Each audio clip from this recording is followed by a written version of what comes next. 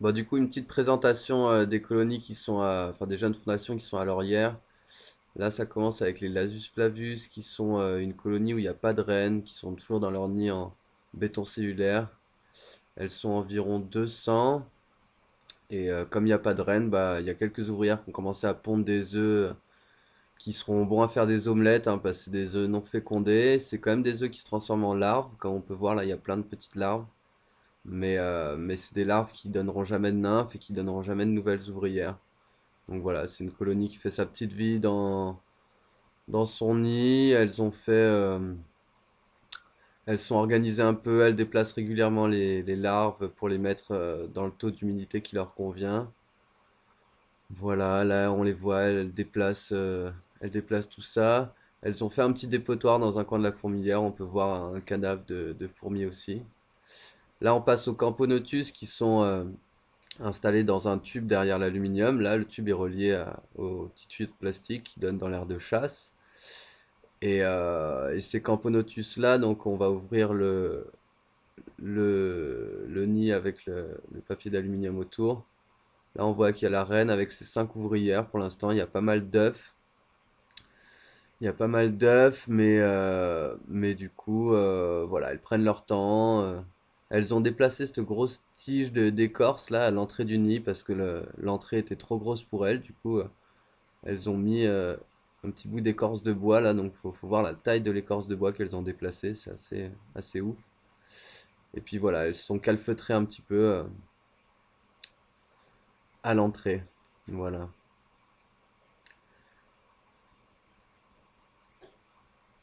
Donc ça c'est la reine, on voit les œufs en dessous, je sais pas si ouais on les voit là, ils commencent à avoir une belle couleur, ils vont bientôt se transformer en larves, ceux-là d'œufs. Ah, la reine est toujours aussi grosse, elle a ses 5 ouvrières et voilà on va la remettre. Elle fait presque 2 centimètres. On voit la taille de la pièce de 5 centimes en dessous là.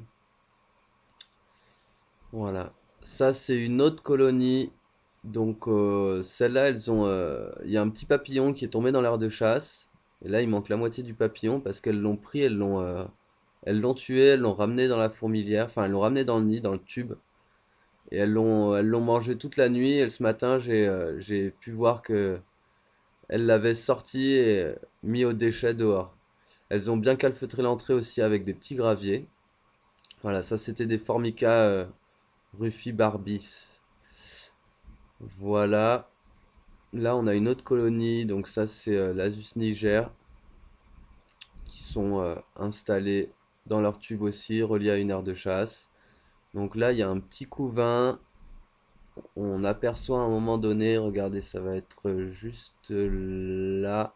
Attendez, juste là, on va apercevoir une ouvrière, voilà, à droite là, une ouvrière qui porte une nymphe. On l'a vu vite fait, elle va repasser derrière à gauche là.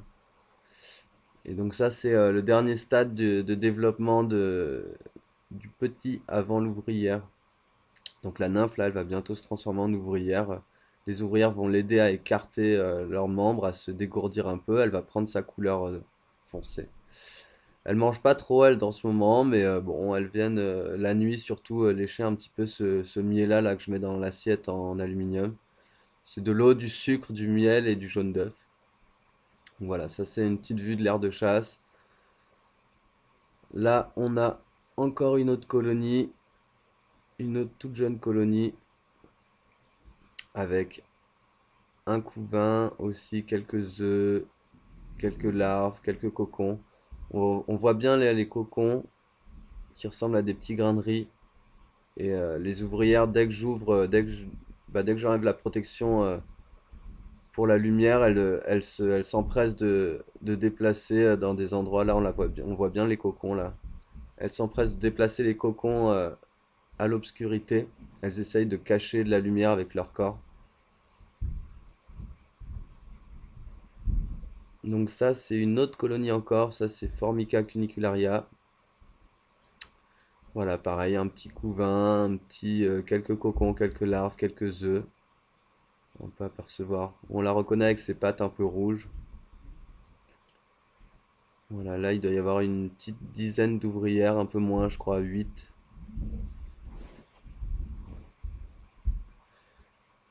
Après, encore des Lasus niger.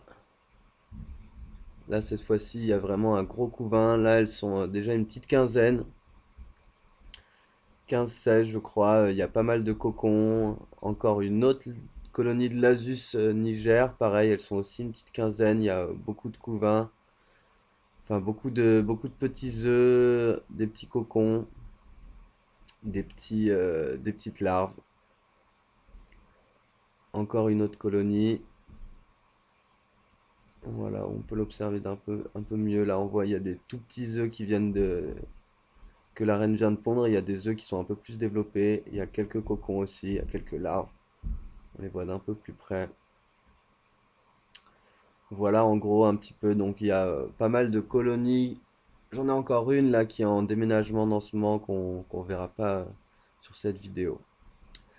Voilà un petit peu pour toutes ces colonies qui sont là au domaine de Laurière.